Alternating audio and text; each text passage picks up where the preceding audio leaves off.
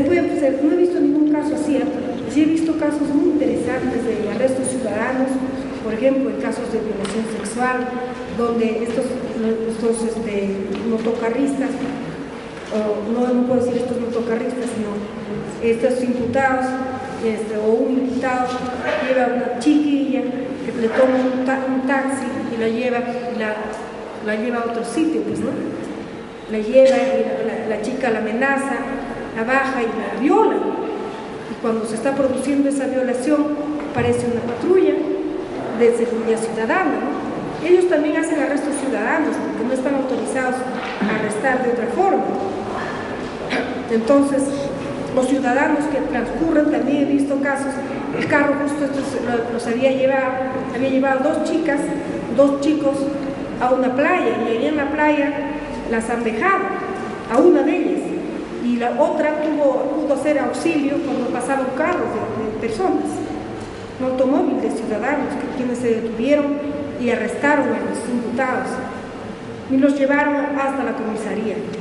Ahí hay un tema que más bien debe trabajarse bastante, que es cómo se debe realizar el arresto, cómo es que deben cuando se trata de arresto, en el caso, por ejemplo, más que de flagrancia, cuando está huyendo el imputado después de un hurto, ¿no? Con las cosas hurtadas, o se produjo un robo y está huyendo, entonces hay una intervención en ese momento, está con cosas que son cuerpos del delito, está con los billetes, está con la cámara fotográfica, entonces debe de establecerse claramente que ese arresto ciudadano debe dejar constancia de las cosas que se incautaron a la persona de los imputados, porque a veces no se ha visto que se obvia eso. Entonces, ¿cómo puedes acreditar la preexistencia de esa cosa? Esas cositas son las que tienen que afianzarse para que en primer lugar se pondere en qué momento eso se debe hacer, pues a través de una campaña con casos muy concretos, ¿no? El ciudadano tiene que abstenerse si ve que su integridad física se va a ver vulnerada eventualmente por su intervención, debe de abstenerse como cualquiera lo haría, ¿no? Pero lo que sí tiene que ponderarse es el momento, la situación y las formalidades que deben de llevarse para que no exista impunidad, es lo que nos preocupa, ¿no? Que no existe impunidad, es cómo se lleva al imputado inmediatamente, no se lo puede detener más tiempo.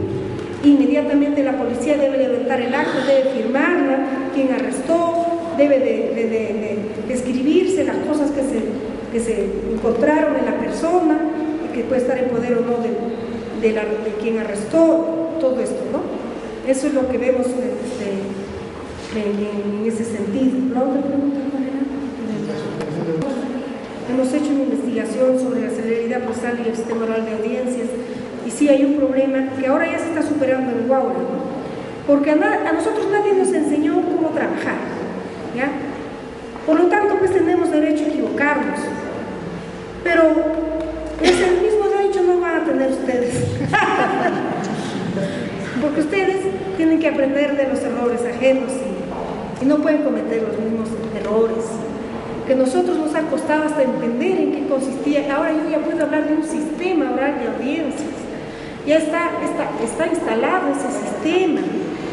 Ya el sistema de CDG, de mesa de partes, establece la forma y a qué juzgado va. Hay un sistema de programación, un sistema informático que cuando nosotros empezamos no existía.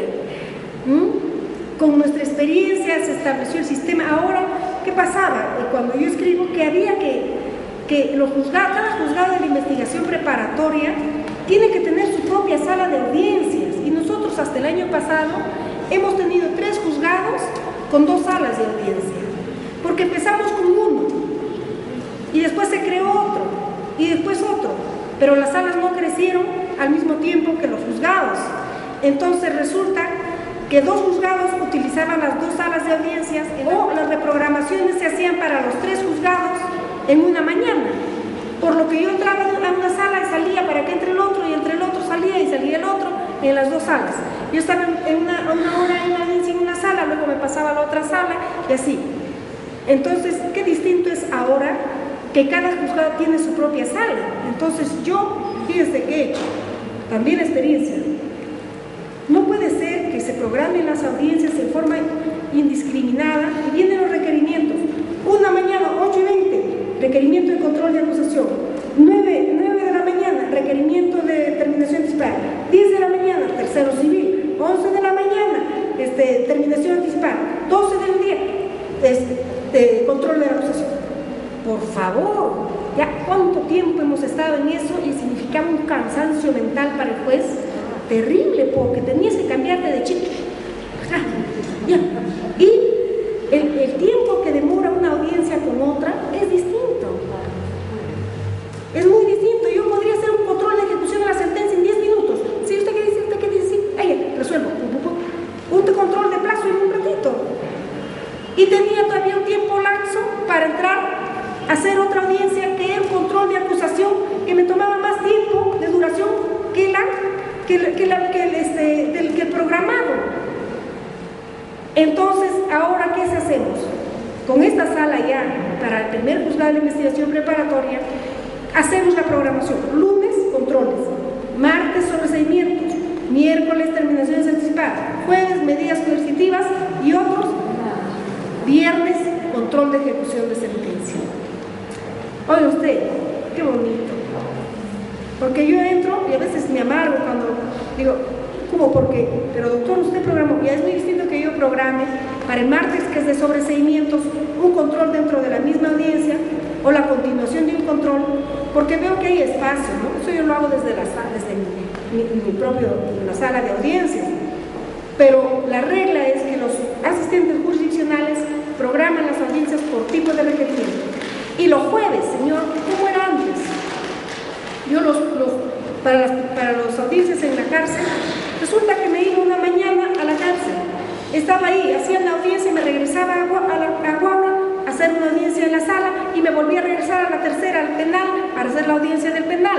Y todas distintas.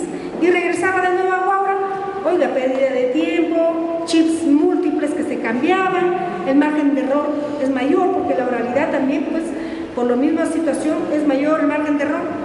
Entonces, ¿qué he dicho yo? Jueves de medidas coercitivas, todas las audiencias que se tienen que hacer en el penal empiezan a primera hora y consecutivamente. Yo no me voy a estar yendo allá para regresar a casa de una audiencia para regresar. No, señor. Tengo audiencias, se acumulan. Audiencias en el penal, hasta las 11 de la mañana regreso a hacer mis audiencias en la corte. Y ahí las hago. Punto. Otro que recién hemos cambiado, las audiencias de control de la acusación las hacíamos en el penal, cuando no es obligatoria la presencia del imputado en la audiencia de control. Y en procesos largos, habían 8, 10 imputados, 10 abogados que tenían que irse hasta el penal, hay un tiempo, llegan tarde, todo. No, ahora todas las audiencias de control, igual que con reo libre, igual en la sede de la corte, en la sala de ahí. Un alivio para el juez, para el fiscal y para los abogados defensores. Son cosas que nos da la experiencia, ¿no es cierto? Entonces, ¿qué pasa con las reprogramaciones de audiencia?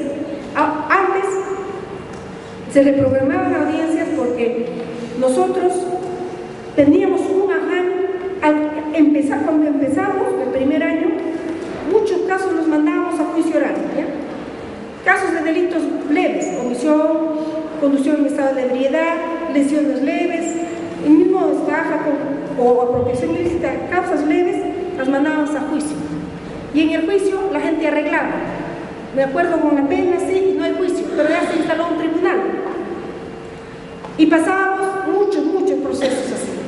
Yo hice una investigación y claramente se vio que no podía funcionar así el modelo, porque este modelo requiere que pocos procesos vayan al juicio oral, porque en el juicio oral no es igual, no se lee papeles, hay un uso de recursos humanos que significa que existe pues una controversia que tiene que dilucidarse con un debate de pruebas. Y si hay otros procesos en donde es factible que ante la aceptación de cargos del imputado se beneficie con la reducción de la pena, ¿no es cierto? Entonces, pues que el caso termine en la etapa de investigación preparatoria. Pero hemos aprendido mucho, porque hacíamos estas terminaciones anticipadas en la audiencia de control de la acusación, porque justo en esa audiencia se presentaba el imputado, o por nuestro afán de reducir los casos que van a juicio, hacíamos postergaciones para traerlo al imputado, reprogramaciones, y eso pues vulneraba la celeridad procesal. Vulneraba también la celeridad procesal que los abogados defensores, nosotros inicialmente en los autos de citación a audiencia, no les advertíamos, como ahora sí lo hacemos, advirtiéndose a los abogados defensores que si no se presentan a la audiencia serán subrogados por un defensor público. ¿Ah? Y ahora como inmediatamente los subrogas, que no se presentan, que los defensores particulares no se presentaban. A la primera citación, a la segunda citación, a la tercera llegaban. Y mientras tanto prorrogaron esa nueva fecha. Y porque era obligatoria la presencia de un abogado defensor. Entonces ahora aludimos a un articulado de la norma que dice que las audiencias tienen el carácter de inaplazables. Y las audiencias de la etapa de la investigación preparatoria y etapa intermedia tienen el carácter de inaplazables. No, eso dice usted, sí yo lo digo. ¿Quién más lo va a decir? Si yo dirijo esas etapas, ¿no? Y lo dice también la norma. Entonces, advirtiéndose a los abogados que serán subrogados por un abogado defensor público ante su inexistencia, y ahora, cuando se ve que hay a continuaciones de audiencias, por ejemplo, hay casos grandes, donde hay muchos abogados, ¿y qué pasa? Que en ese caso grande, quien asiste un día, no se puede instalar la audiencia. A la siguiente fecha, viene ese, pero no viene el otro. No se puede. Entonces, ¿qué digo? ¿Están presentes todos en algún momento? Bien. Primero, los que no se presentaron a la primera audiencia son subrogados por un defensor público, inmediatamente.